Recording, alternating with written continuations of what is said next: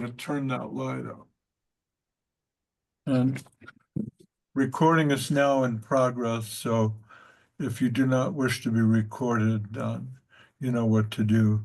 And welcome to Pranashish and Adwai, Hare Krishna Adwai. It's so good.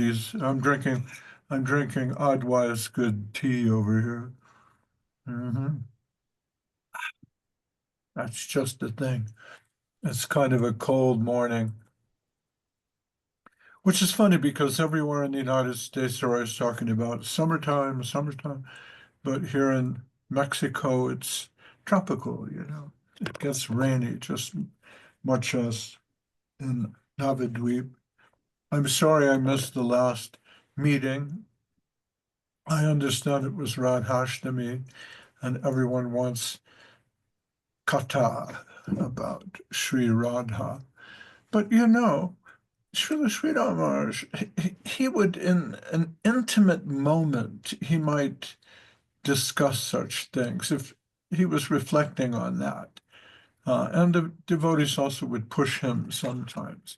But sometimes he would just say, you know, our Guru Maharaj did not like us to discuss such high and intimate things. And there's a reason for that. Um, so I don't go there, you know. I leave that to professionals. The person who can really talk about that I know of is Goswami Maharaj. He's got the depth and the solemnity to deal with that. But the Krishna conception is unusual in that it's a very intimate portrait of divinity, but at the same time, we run the risk of seeing that as being something mundane. Uh, you know, you see people pushing baby Krishna in a baby carriage and so on. Uh, I saw this at some temple. They put an image of Krishna in a baby carriage and they're pushing it around. And on one level, you think, oh, well, how lovely, you know, how sweet. But you know, he who moves the wind and the rain and the sun, uh, he who infinitely develops and collapses universes, is not to be toyed with. As Srila Sri Maharaj used to say, Krishna is not a galubjaman. So, you know, in one respect, it's very nice to say, oh, yes, Krishna's so sweet. He's just a little boy eating yogurt. And we teach this to our children at an early age. But the problem is later on, those same children will think, well, this is like a grandma, you know, fairy tale or something. It has nothing to do with the idea of God. And I think Srila Sridhar Maharshi worked very hard to preserve uh, the seriousness of the conception that was offered by Srila Bhaktisiddhanta Saraswati Thakur. And Saraswati Thakur, he did not suffer fools easily. When he visited Vrindavan, uh, and someone asked him, so, hey, you know, you visited Vrindavan. Yeah, you know, what did you see? He said, I only saw imitation everywhere. So the point is, beware of imitation. And we know about Srimati Radharani and Radha. Her name is in the Hare Krishna mantra. So you see, Hari, you know, Hare can be an invocation of Hari. When we say Hare Krishna, maybe you're just saying Krishna Krishna, because Hari in the vocative becomes Hare. But we also think of Hara, who is the energy of Krishna. In other words, Radha. So you don't have to say Radhe Krishna, Radhe Krishna, Krishna Krishna, Radhe Radhe. It's enough to say Hare Krishna. And the understanding for that is given in the Gayatri mantra, which we meditate upon silently and privately. So I suppose for the purpose of preaching or for, evangelization, if you like. It may be useful to try so many tools to create a spectacle and invite people in, just as Bhaktisiddhanta Saraswati, he had this exhibition of dolls that he liked very much. And we did that at the Los Angeles temple also.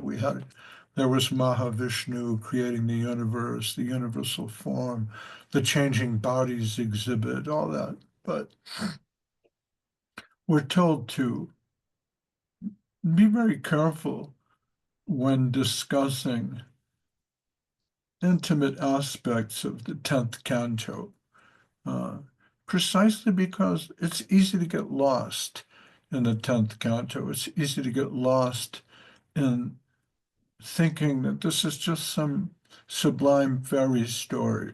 It's a fun little fairy story that ends with the conjugal rasa of Krishna and Radharani and the gopis. Because then we will face a lot of criticism from people saying, well, who is Krishna? He's an adulterer, you know. So if you look at the pantheon of gods in Hindu mythology, why would I show reverence to an adulterer? I prefer Shiva. Shiva's sublime. He shows a lot of power. People pray to him for different mystic potencies and powers and blessings and boons. And he seems to get a lot done. Whereas Krishna, who is he? Some flute player in some small town in India who has an adulterous relationship with these girls. Why would I be interested in that? So, in a sense, uh, this is confidential because it's secret and it's Gupta, it's hidden. It's secret because uh, it's right out there for everyone to see, but you're not going to get it. You have to read Bhaktisiddhanta Saraswati Thakur discussing the predominated and predominating moiety. He puts it in such a dignified language. His description in the Brahma Samhita, the translation of the commentary by Jiva Goswami. You can see he's dealing with this in a very high and dignified way. So we see divinity as having a masculine aspect and a feminine aspect. And that's very profound. Uh, uh, the scientists become fascinated with Chinese ideas like the yin and the yang, uh, and even Buddhism, uh, which draws emphasis to the negativity. They like that, the positive and the negative. But they don't see that in the pastimes of Radha and Krishna because they think, well, what is this? This is some fairy story. Uh, but dignity was given to that by Kaviraj Goswami and by Rupa Goswami. And the intimate pastimes of Radha and Krishna, as they're described in Lalita Madhava and Vidagna Madhava, that's there. You can look into it, but we're not really to uh, promote that publicly. So I was going to read something. If you like, there's something in uh, The Loving Search for the Lost Servant that's very nice to read about Radharani. But my portfolio here is Sri Guru and His Grace, so I'm to read from that. Any comments, questions? We see devotees doing things, and it's hard to know. Is that being done in good faith? Is that being done according to the line? Is this really something that Srila Sri Maharaj or Bhaktivedanta Swami, Srila Prabhupada, he was very generous in some ways. Is that something really he would promote? I leave it to you. Your path is your path. So. I'm reading from She Grew in His Grace.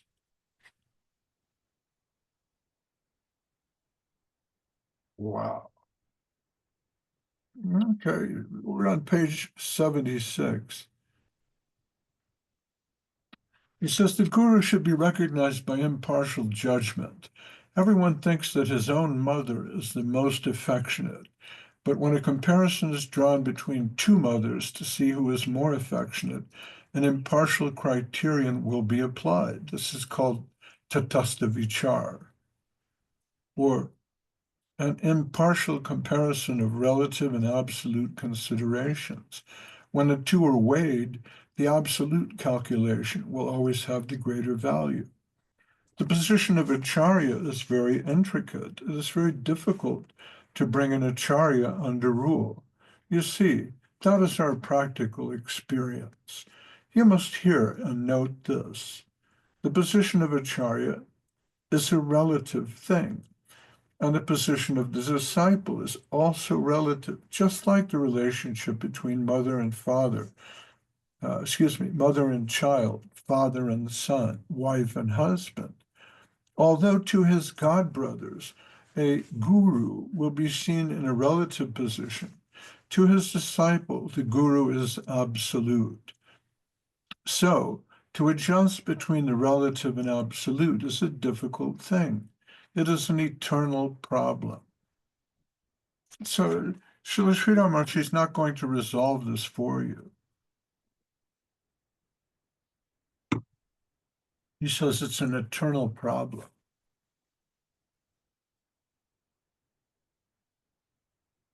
Even in Krishna Lila, there is enmity. So I gave the example of Ugrasen and Vasudev. Vasudev is the father of Krishna. So Vasudev is the great devotee. Ugrasen is the grandfather of Krishna. So having taken as a caveat what I said before about the 10th canto. We understand Krishna is the supreme personality of God. How can he have a father? He's, Ajita, he's unborn. But there it is. Vasudeva is the father of Krishna. Ugrasena is his grandfather. Okay.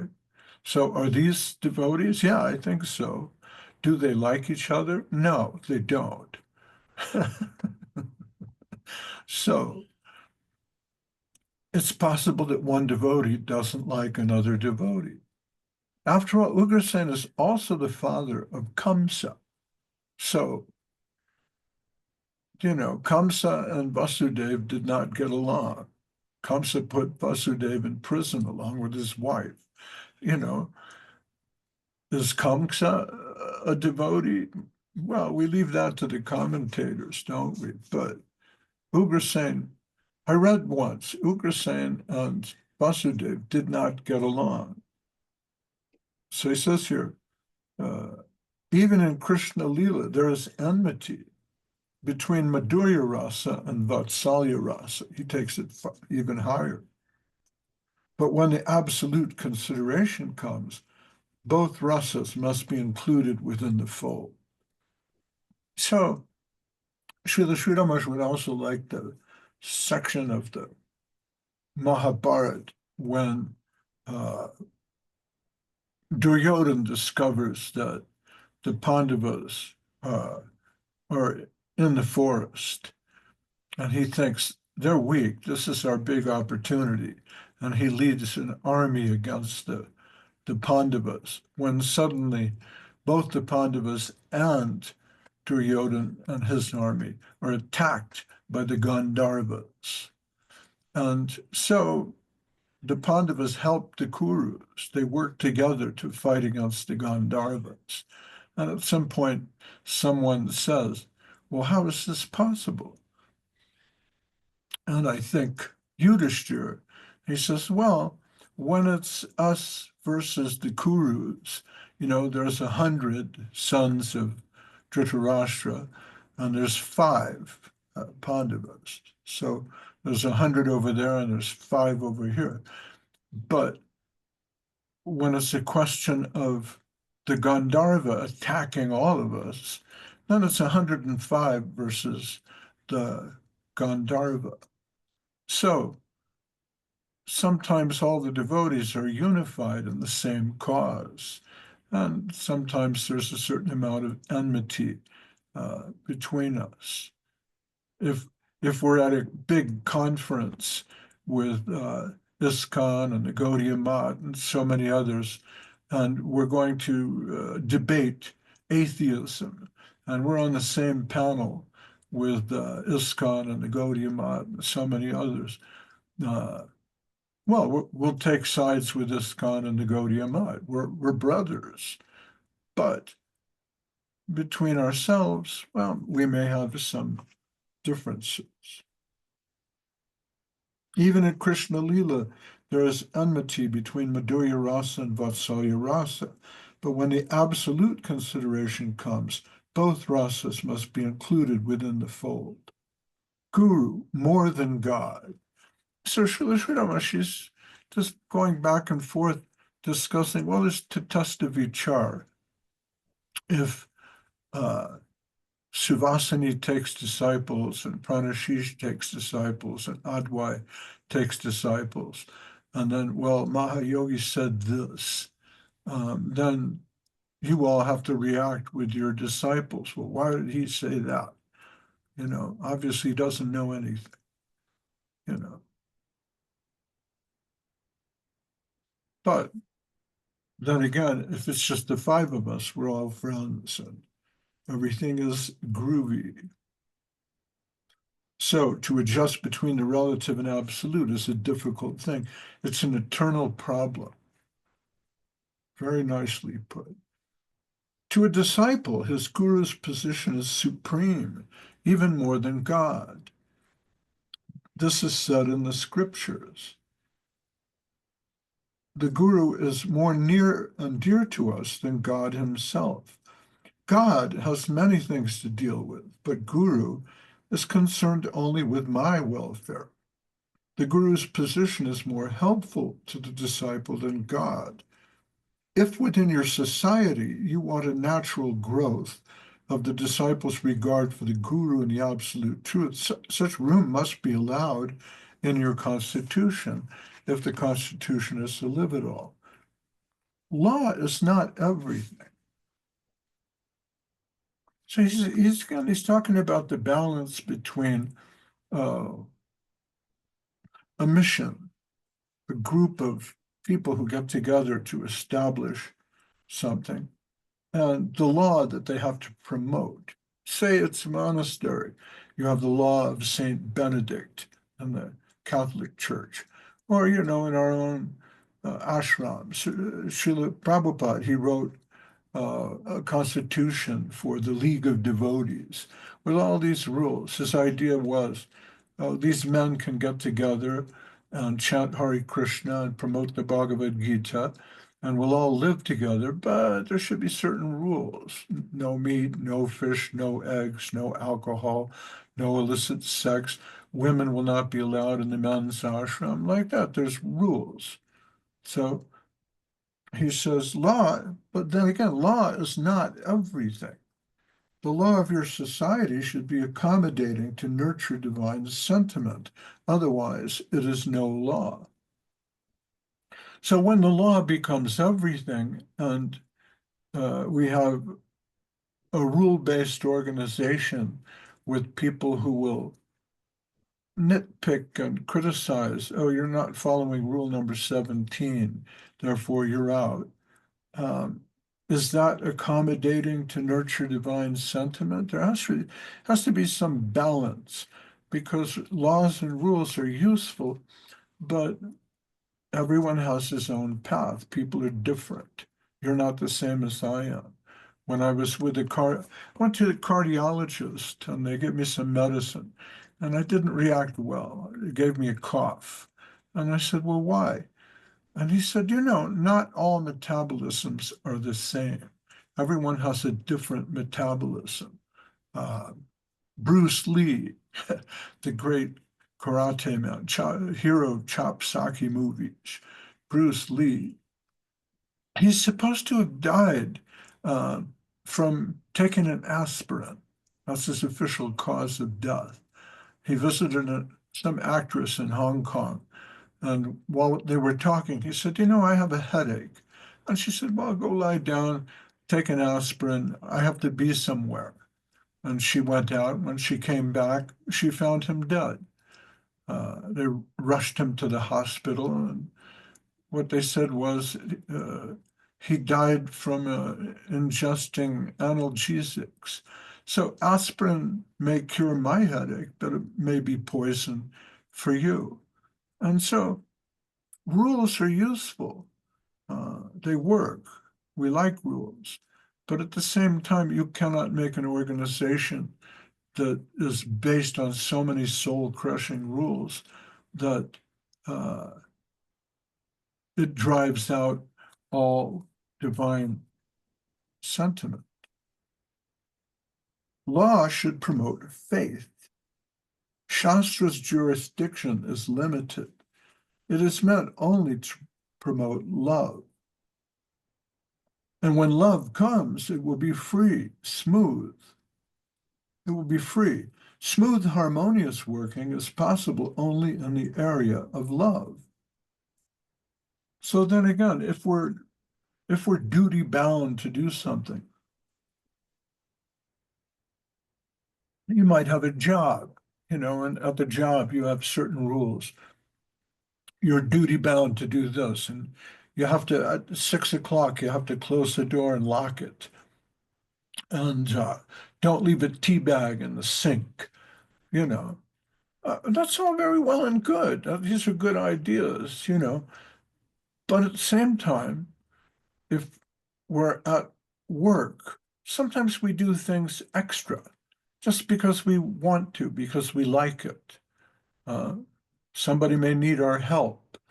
And because we're helping that person, we forget what we're doing. We leave a tea bag in the sink. But there were 5 people who were asking for help, and we helped them. And we didn't have to do that. The important thing was follow the rule and don't leave the tea bag in the sink. So you're going to lose your job over that because you broke the rules. Or we're working for love. Which is it? Which is more important, working for love or working for rules? Uh, there's a certain section that believes that, okay, God made the rules, and so he has to follow the rules. He's the rule maker. He's not a rule breaker. So whatever rules he put down, he has to follow that. There's physical laws of physical nature. God cannot break those because he made them. But this is not really our point of view. Srila Rupa Goswami says that Vaidhi Bhakti, devotion under the guidance of Shastra or laws and rules, is helpful only to a certain extent. So you have to think, like, what does that mean, Vaidhi Bhakti? Vaidhi, like Vidhi, it means law, it means rule, and Bhakti is love. So how does love follow the rules? If you're married, your wife has rules. Take out the garbage Monday morning. Uh-oh, you didn't do that. You broke the rule. Does that mean there's no more love? Maybe. Maybe you're breaking those rules because you don't care anymore. Or maybe you were weaving a garland of roses uh, out of love and you forgot about the garbage. So Vaidhi Bhakti. The idea of Vaidhi Bhakti is, if you look in the Bhakti Rasamrita Sindhu, or the Nectar of Devotion, you'll see there's 64 different processes of devotional service. And Abhidut Maharaj once turned to me and he said, there's 64? How is that possible? How can you do all of those? But not everyone achieves perfection by doing all 64 processes. We know that Parikit Maharaj, for example, he achieved perfection through Shravana, and Shukadev Goswami through Kirtan. Uh, like that. Different devotees have a different path. a different kind of love to express. So uh, it's a bit like if somebody asks you, well, what is love? And you say, well, love means giving somebody flowers. Love means offering them fruit or some good food. Love means saying beautiful words. Huh? But some people, they don't know how to cook. They don't have access to flowers, and they're not poets. So can they be lovers? Well, yeah, sure, but they have a slightly different path. And someone else might try all of those and think, okay, I'm going to offer you fruits, flowers, love, sweet words, um, song, dance. Uh, But in my heart, there's nothing. I'm only doing that because I think I can conquer you, marry you, have a good money situation. You own a house, I don't. So it says, bring mariachis, sing the song, give her flowers. And there are those who engage in the different processes of devotional service with the idea of becoming liberated from this world. They practice bhakti for moksha. They think, okay, well, there's different kinds of yoga. There's karma yoga, Ashtanga yoga, hatha yoga, vinyasa yoga, integral yoga, bhakti yoga. Okay, so I'll do this bhakti yoga. And what do I get from that? Well, chant Hare Krishna and be high forever. That's what people used to say back in the 1960s, right? Get high, chant Hare Krishna. Get high naturally, chant Hare Krishna. Stay high, chant Hare Krishna. Uh, and even some of my colleagues have taken that as a kind of banner. The idea behind Krishna consciousness is Krishna is the emporium of all rasa, raso, vaisa. So if we just chant Hare Krishna, we'll be ecstatic. Wow, Hare Bo, man, forever. But life has a way of dealing you a strange set of cards. And you look at your cards and you go, okay, well, what's going on today? My computer doesn't work. Um, I broke my foot, and my dog died. Ecstasy. Wow. It may not always work out that you're constantly happy. Krishna says in the Bhagavad Gita, Matra Sparshas tu Kaunteya, Sita Ushna, Sukha Dukkha Da. And he says there's winter. How about winter? And not serious. Avadut Mars Lakes. What is it? Can't remember. Some TV series. They say winter is coming. Winter is coming. Uh, Game of Thrones. Winter is coming. Like, whoa, watch out. Like you guys in Ireland. I'm in Mexico. It gets a little rainy, but that's it, boys. Sun's coming back out. But winter, ooh, that's that's a time of suffering, right? You can't, but Krishna is telling Arjuna, you can't stop that. Matra sparsha. It means what you can feel. You can't stop that. You can't stop the winter. Summertime here in Mexico, wow, sometimes it's 1,000,000 degrees. You feel like you're dancing on the sun. It's so hot. But Krishna says that's going to come and go. And then he says a curious thing. He says happiness and distress, they're going to come and go. So happiness is strange because sometimes you're happy and you don't know why. Sometimes you're in a distressful position, but you're happy. You shouldn't be. You should be distressed. You don't know why, you know? You go to sleep at night and you're thinking, oh God, the money, oh no, what am I going to do? The work, the problems. You wake up in the morning and walk outside, and there's a little bird in a tree, and there's a little flower that wasn't there before. And you go, ah, isn't that nice? and it gives you happiness, right? But you didn't expect that happiness. You thought you would be happy after you paid the bill, but you're not.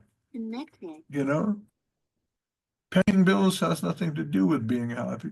You go, okay, I have 10,000 whatever, and I have to pay 5,000 whatever. Oh no, I don't want to do that. And you pay the money and you walk away and go, huh? Well, I don't feel so bad necessarily. So happiness and distress are not the same as spiritual ecstasy. And even if you're a great devotee of Krishna, you may not go through life experiencing um, ananda at every moment. And it gets back to what I was saying. The idea is not, I'm going to squeeze Krishna for some ananda. I'm going to bow down and put flowers on the altar and dance and chant Hare Krishna, because what I'm really after is Ananda. Krishna's Raso Vaisa. He's the origin of all happiness and bliss. So, chant Hare Krishna and be happy forever with Ananda and bliss. Um, no, that's karma kanda. It's the same as praying to God for a new bicycle, or a new car or a new computer, or that your brother's, cancer will be cured. Uh, You know, I'm expecting something, and we're told not to expect something. So, so Vaidhi Bhakti is fine as long as the end goal of Vaidhi Bhakti is bhakti. But if the end goal of Vaidhi Bhakti is moksha or dharma, artha, kama, then it's not really what's being approached, by Rupa Goswami. See, Rupa Goswami discovered something, and that's what he's giving out, and that's what we're trying to get to in our line. You can think of all the great sages and prophets and seers as um, people who discovered something in the spiritual line. Jesus Christ, he discovered something. Buddha, he discovered something. What they discovered is not to be dismissed lightly, but what Rupa Goswami discovered, it's on a higher level. That's why we speak about it confidentially. We don't want to minimize his contribution. So Rupa Goswami says that Vaidhi Bhakti, devotion under the guidance of Shastra or laws and rules, is helpful only to a certain extent. It will help the inner awakening of love and affection and then retire. Law will retire, giving room to the spontaneous flow of love. So, for example, when Mahaprabhu has his conversation with Ramananda Roy, he says, okay, well, what's the goal of life? How are we to get there? And Ramananda Roy goes up the ladder. He begins with something preliminary. And he says something like, well, look at the Bhagavad Gita. In Bhagavad Gita, Krishna says, what's wrong with karma yoga? Do, do good things. And Srila Sri Ramakrishna once told me some story about a man, a miser, and the miser went to the wise man, and the wise man said, well, renounce everything and come to Krishna and become a devotee. He said, I can't do that. Okay, practice jnana yoga. No, I can't do that. Too much, too difficult. Okay, practice karma yoga. No, I can't do that. What do you have? And the wise man, then he said, well, okay, give ashes. And the man said, give ashes? Why? What's the sense of that? He says, because if you give people ashes, you practice your hand to give. Practice your hand to give something. Start there. And so the miser took that advice and thought, yeah, all right, I can do that, right? Start with charity, start with giving. So the idea of Vaidhi Bhakti is start somewhere, come to the temple on the Sunday and offer a flower to the deity. All right, start somewhere. Help in the kitchen and make some prasadam. Start somewhere. Chant 16 rounds a day and follow 4 regulative principles. Get started on Vaidhi Bhakti. But Rupa Goswami says it's helpful only to a certain extent. It will help the inner awakening of love and affection and then retire. Law will retire, giving room to the spontaneous flow of love. So the idea is one day you wake up and discover you're in love with Krishna. Of course, I'm putting it simply because our representative on the planet is Gurudev. You can't really have a direct love connection with Krishna. That would be Sahajism. But you begin to awaken in your heart a sincere affection for the devotees of Krishna, for, Gurudev and his teachings. And you begin to see every wave as favorable, which we were saying before. So every time it rains pennies from heaven. You can look at the rain as a destroyer. It's destroying the community where I live. There's too much rain. We want it to stop. But the rain is life-giving. Without rain, we're nowhere. So every wave is favorable. Try to see things like that. You walk down the street and people are ugly, but they're suffering from their own twisted karma. Each person you see walking down the street is Atma, the divine energy manifest in a human form. And you only get the human form after millions and millions of different births. So this person was once a cockroach, then they were a pig, then they were a dog, then a horse. Now they made it to the human form of life. Wow, that's a great thing, you know. Now they're a criminal, but maybe, in their next life, they'll go up or down. It's not my business. But this is divine Atma. We're surrounded with divine Atma everywhere. We're bathing in it. So that's not an intellectual thing. You should experience that on the soul level. Law will retire, giving room to the spontaneous flow of love. Law is necessary, especially in the lower stages.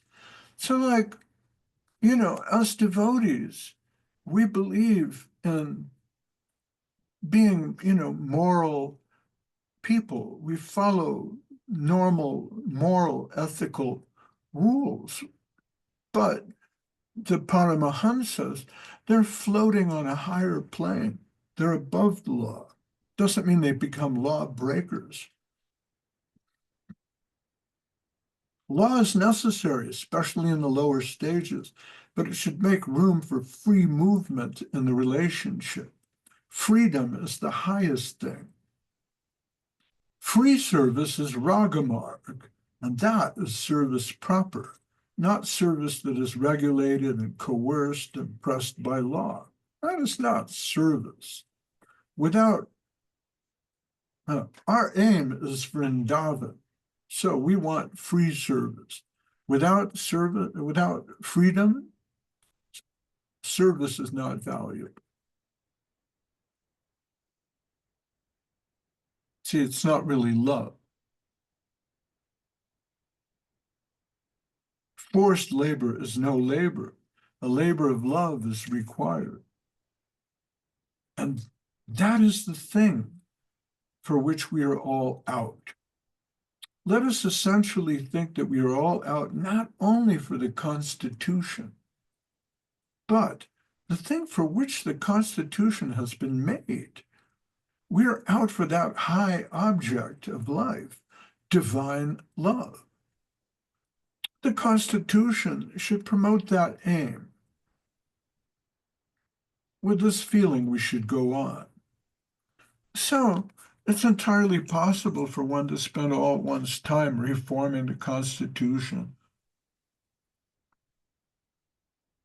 arguing about the law, becoming a great lawyer.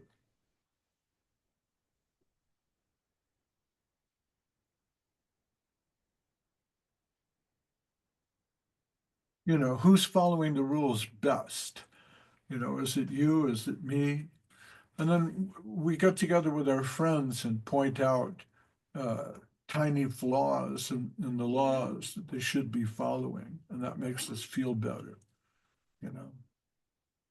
He says, let us essentially think that we are all out not only for the Constitution, but the thing for which the Constitution has been made. We are out for that high object of life, divine love. The Constitution should promote that aim. With this feeling, we should go on. Newcomers are coming with their faith, and their faith should be encouraged and also adjusted so that the faith of one person may not disturb another.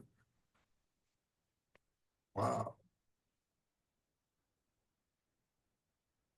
I don't study this book before I do these talks because I like discovering what Srila Sridhar said. It never ceases to amaze me and give me pause. Messiahs of free faith. No law should go to limit or control the acharyas. He's coming back to the problem of what happens when the acharya does something and we think, ah, that's wrong. What law can control the acharya? This is problematic in the society. Because if the disciples see that someone corrects the guru, then we think, well, who is that person? Either they're wrong and my guru is right, or, maybe they know something and I should abandon my guru and go with that man.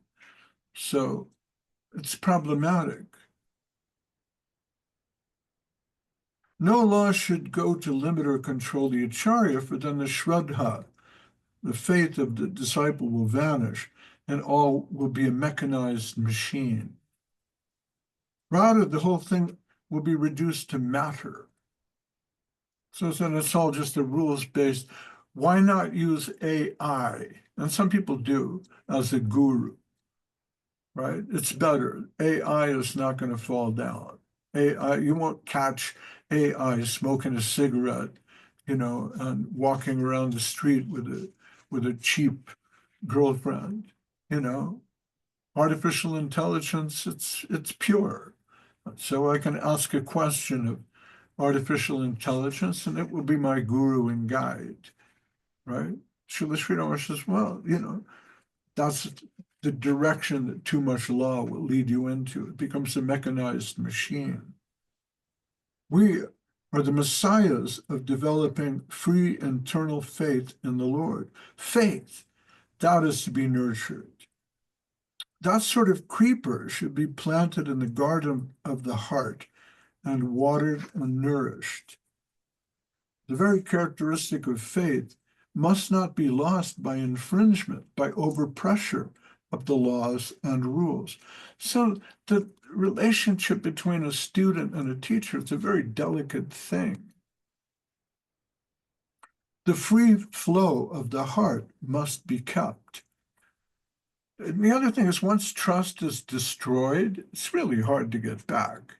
If you trust somebody and they betray you, you can go back and try to recuperate that trust. But once it's gone, it's gone. Very hard to rebuild. The movement of Sri Chaitanya Mahaprabhu is more of heart than of intellect. We should always consider this. The intellect must not check the free flow of the heart. But as Srila Sridhar Maharaj commented earlier, the relative and the absolute, they're always in clash. It's an eternal problem. So, for example, uh, if you're going to put your faith in the guru as teacher, and if it's going to be 100% faith, and if you're going to take everything he says as supreme, then before you surrender, you want to make sure that this is the right person. But the problem is there is no surety, there is no certainty. See, that would be knowledge. And knowledge of the infinite is impossible. If you could know him, you would be another infinite. So uh, there's the rub. That's the eternal problem. I want some kind of insurance that if I surrender here, uh, I'm good. But you can't. It's faith. It's not certainty. So the intellect must not check the free flow of the heart. We must always remember that. Free love and free faith are the only things, the most valuable things for which we have come out of our own house and joined the mission. This purity of purpose should always be kept intact. Of course, some help from law and regulation is necessary, but not so much as to check the growth of our vitality.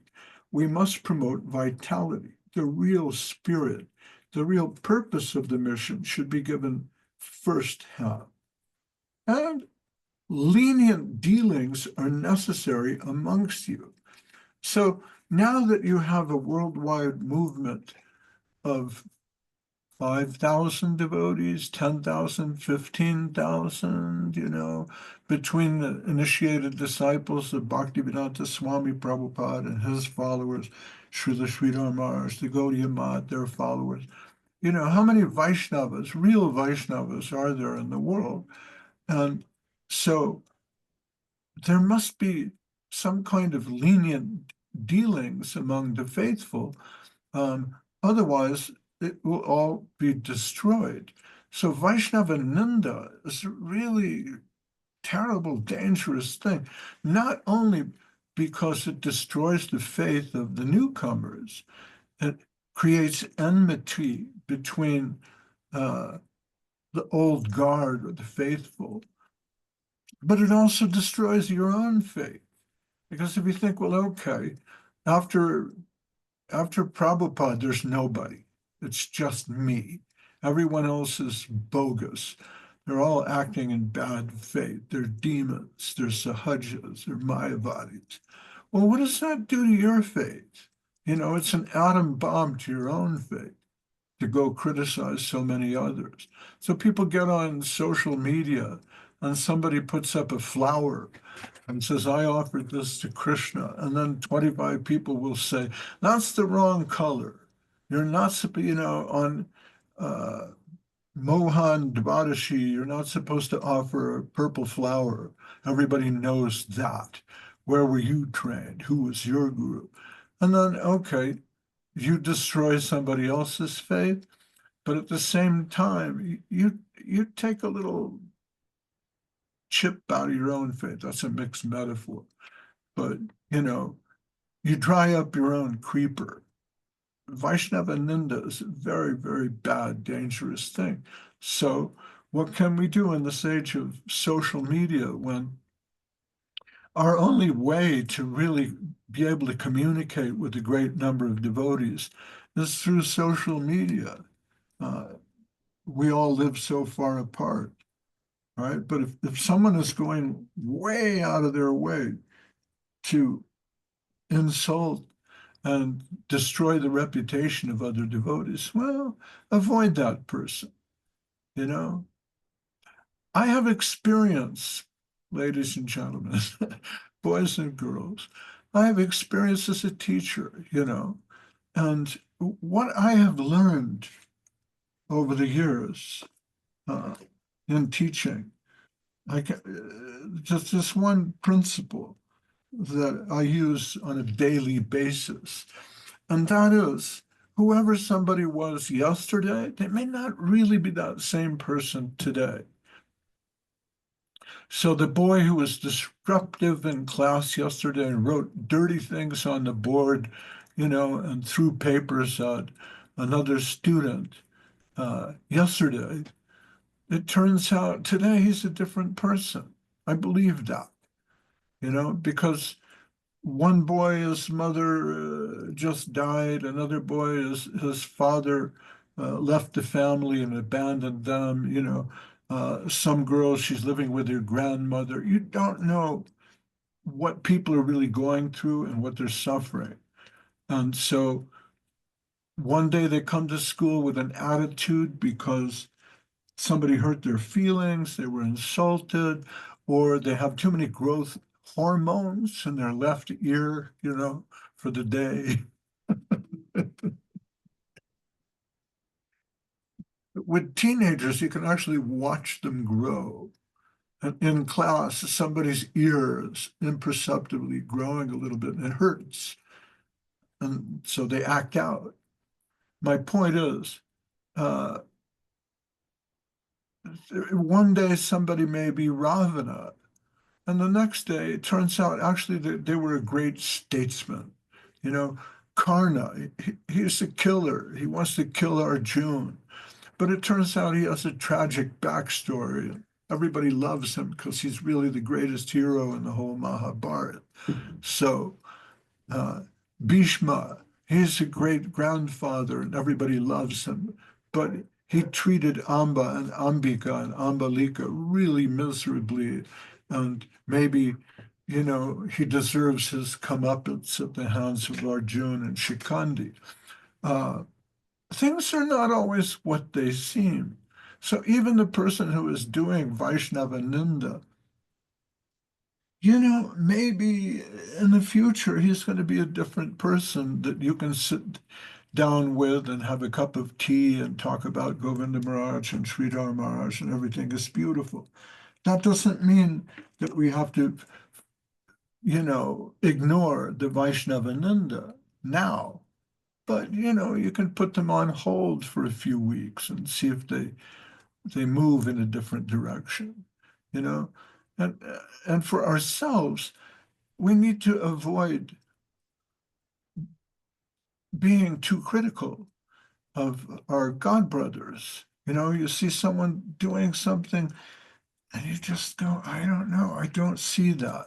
That doesn't look like Prabhupada or Sridhar Maharaj or Govinda Maharaj or any of that. I just don't know. But Srila Sridhar Maharaj is saying, be lenient, be, gentle, be forgiving, be kind. And these were the values that he himself promoted. I saw something on the internet the other day that has a picture of a sadhu with a knife in his hand. That says, a sadhu is one who cuts. Okay, that was Srila Bhaktisiddhanta Saraswati Thakur's program, but are you him? You know, are you ready to, those who live by the sword die by the sword. So, if you do Vaishnava Ninda in the name of a sadhu is one who cuts, be prepared to have your faith destroyed. And it takes a long time to rebuild. It's not easy. If you lose your faith, it's difficult to get it back. There was a guitarist, famous guitarist named Pat Martino in the 1940s, 50s, 60s, just absolutely brilliant jazz guitarist. And he was in a car accident that caused him damage to his brain, and he suffered partial amnesia. And part of what he lost was he couldn't remember how to play the guitar. He had to start from zero. And it took him like 5 years studying his own recordings to learn how to play his own music again.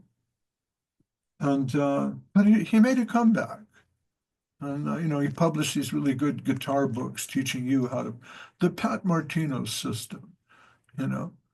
But if you lose something like that, if you lose your faith, it's very, very difficult. It takes a long time to build it back up, you know. So the Sri Maharaj's recommendation here is be lenient.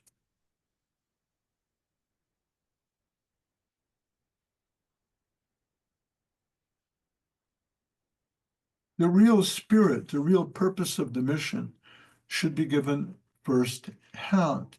And lenient dealings are necessary amongst you. It is said, if the tongue is cut by the tooth, should I pull out the tooth? That's good. You are one organic whole. Your dealing should not be such that the forgiveness of love is forgotten. What is the need of so much formality and fashion when ultimately we are all servants of the Lord? The Acharya faces two dangers. The first is partiality. Partiality means full freedom with his disciples. This relationship is also more attractive to him. The second danger is deviation. So deviation and partiality, these two things can take down the Acharya.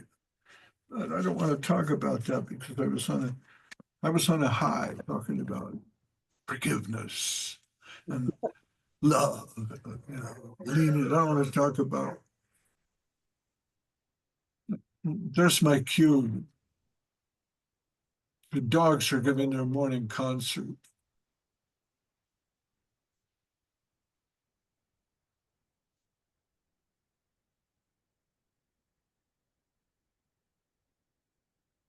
But see, you can listen to that and think, that's terrible. This man is torturing his dogs. You know, what kind of animals are they? But I I've tried, I call the police, I call ecology. I say there's a man over there, he has his dogs tied up, he won't take them for a walk. Blah, blah, blah, blue, blue, blue. They won't do anything. So I have to live with that. Now, how is that favorable? Oh, I think, what that means is the dogs are hungry, and the man next door, he just came out to feed them. So now they're happy. And when the dogs sing like that, they all sing together and they seem to find like a common note where they're doing a chorus, you know? So I don't know. Try to see every wave as favorable, boys and girls. Okay? Peace and love. Honey, I don't know what I'm saying here, but you guys asked me to do this, and I really like reading this book, and Sri Guruna's Grace was published 40 years ago, still has a resonant message. Comments, questions, say hello. That was so nice, Mark, Prabhu. So, Thank you. and this about this Vaidhi Bhakti you were Yeah, talking about. It's like, so we are actually at the moment we're all practicing. We are practicing this bhakti devotion. It is like, I mean, it is to awaken the love, right? It is to awaken the of love and affection. But although we are in this line of raga bhakti, in the line of rupanuga guru varga, we are practicing only vaidhi bhakti. Is that right? Yeah. that's correct. We don't have anything else. We can't really imitate the follow. There was one follower of Nityananda Prabhu. His name was, I translated this book about the Vaishnava saints, and so I came across the biography of one great Vaishnava. His name was Abhiram Thakur. And Abhiram Thakur was an eccentric follower of Nityananda Prabhu. And in his former life, or in Krishna Lila, according to Goro Ganodesh Deepika of Kavikarnapur, he had been a Gopal, a cowherd boy. And so in the pastimes of Nityananda, he had a whip, you understand, a whip for whipping, you know, calves who were deviant, whatever, you know. And it is said that if he whipped you with his whip, you would immediately achieve Krishna Prema Bhakti, Krishna Prem. If he just hit you with his whip. Now, we can't do that, We can't go out and buy a whip and then whip our friends and say, okay, now you have Krishna Prem. You know, this is not possible. This is some sort of miraculous pastime of the intimate followers of Nityananda. So what do we have? We have Vaidhi Bhakti. So we're to take the holy name of Krishna, we're to try to follow these rules. So that's all we have. Rules are good, you know, but the rules have a purpose, and that is to lead us gradually to a higher state of consciousness, to a higher state of love. Like I gave the example of the man giving ashes. So, we're practicing. We're trying to see, does that awaken charity in my heart? By chanting Hare Krishna, does that awaken anything in me? And the Guru is there to give us some guidance because he explains, well, okay, look, what is the mantra? Why do we chant Hare Krishna? What does that lead you to? What's the conception? How are we to see things? How are we to live while practicing these rules? But yeah, we're definitely in the stage of Vaidhi Bhakti. I don't know anyone who's after the fact, you can celebrate when a devotee who's given his whole life to Krishna consciousness passes into the next world, you can celebrate that person and say, wow, yeah, so and so Prabhu, he was it. He really knew it. He had it. I'm sure he went back to Godhead. I celebrate him as a great saint. But in the act, while we're here on this planet, it's kind of hard to say, you know. But yeah, we're practicing. Some lines have a more extreme form, like the Ramanuj line. Their Vaidhi Bhakti is more extreme. Their Vaidhi is more extreme. We're a little bit looser. Look at me. I'm no great saint, but doing this, like I said earlier, some people achieve bhakti through shravanam, others through kirtanam. Well, publishing books is a kind of kirtan. Harikatha is a kind of kirtan. So, you know, I feel something when I do these talks. I hope it's not pratishta, you know, but that's right. We're all in the Vaidhi Bhakti stage, I think. I don't know. Pranashish, have you achieved Raga Bhakti?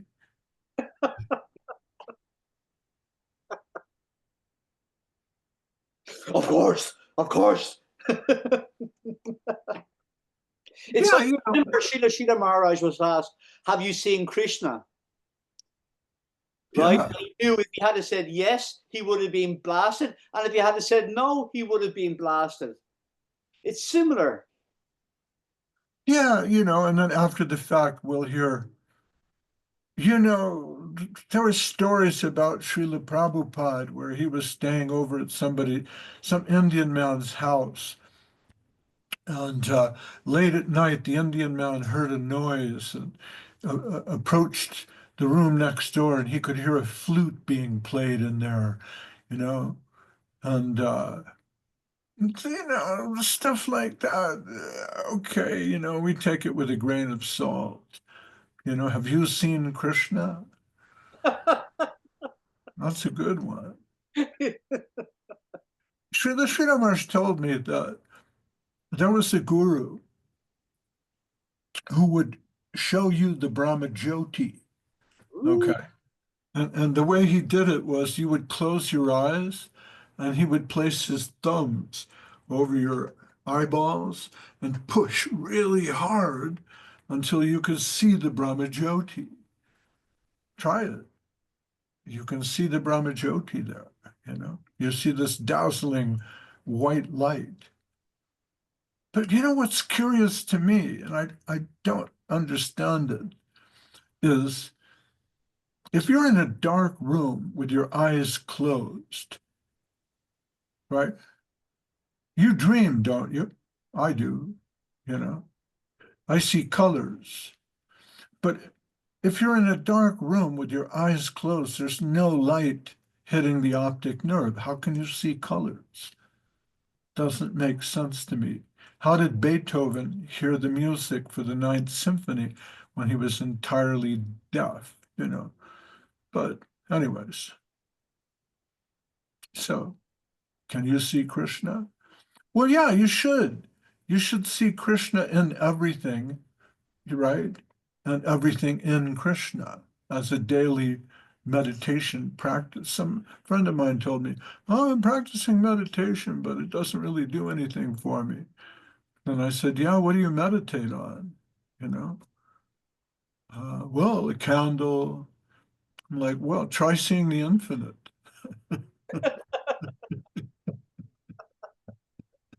Look for the infinite.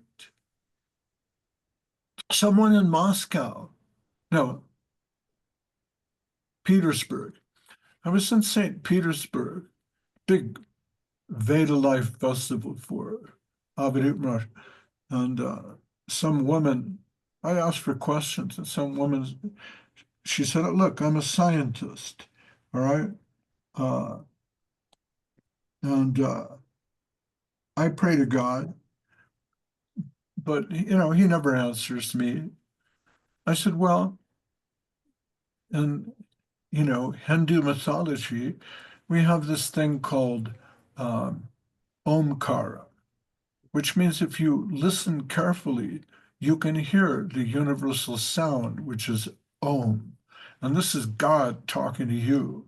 And what is he saying? He's saying, yes. What you're thinking about, it's real. I'm real. God is real. Om. It's real. The universe is real. God is real. Spirit is real. Om. A big yes. You know, so look for the infinite. I don't know.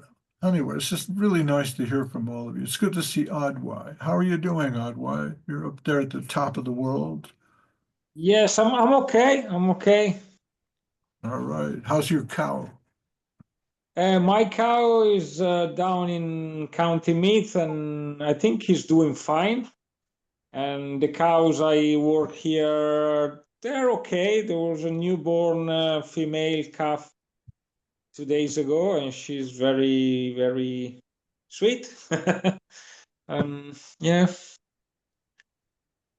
All right. Well, you give pleasure to the cows. So I guess No, well, you're a the goat. thing, the thing is, I know that many people, vegans, or could say, how can you work in an environment where cows are not really protected? But look, the farmer gives me milk every week, and we offer that milk, and that's I think what I can do for the best thing I can. I can't save all of them. I can't get there and buy all the cows and free them, but at least I can offer the milk every week. And I don't know, it's Yes, we live in a very contaminated world. If you think about all the violence and blood that's being spilled for so many reasons, you can't drink a glass of water, you know, because the people who put down the pipes were being exploited and the people who moved the water are exploiters and killers, and by moving the water, they're destroying the earth, blah, blah, blah. It, it's a very contaminated environment we live in. So I suppose we do the best we can. When somebody saw me for the first time, when my mother showed me, I think to the doctor, or the doctor showed me to my mother at the time of my birth, the doctor said, "Look." And my mother looked at me and she said, "Well, I do the best I can with the little I have." I do the best I can with the little I have. So that's me, but right, you didn't plan to put your house next to a place where there's a farm, Yeah. did you? No, It turns it, out it, there's cows, so it you're was nice. actually, no, it was actually the farmer who offered me, would you like to help me here?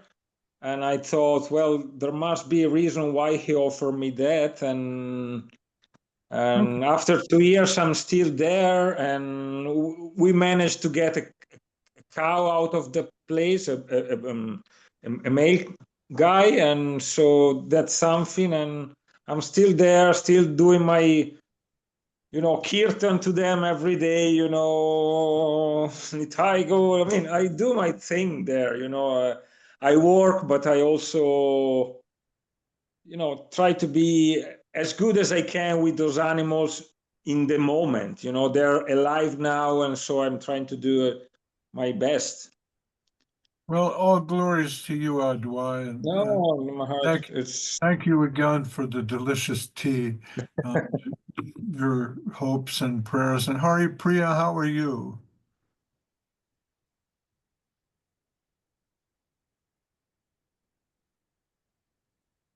Hello. You unmute your Haripriya. You had to unmute yourself. Okay. All right, boys and girls, ladies and gentlemen, children of Unmute. all ages. Hari Priya wants to say something. No, just thank you so much. Very uplifting as usual. And I loved a lot of your points that you made, that very free flowing and informative, really wonderful. Thank you so much, Mahayogi. Thank you. I like the way, if you look at the screen, I like the way my books flow into Pranashisha's books over there. It's all right. Hare Krishna, everybody, and Gaura Bhaktivinoda Ki Jai. Prabhu ki We'll jai. see, we'll see you all very soon. I seem to have lost my mouse, so I can't leave the meeting. I can't leave the meeting, so I'm just going to walk away. You'll be there forever. Elvis, left the We'll building. see you later. Bye. Stage left. Thank you, everybody. Hare Krishna.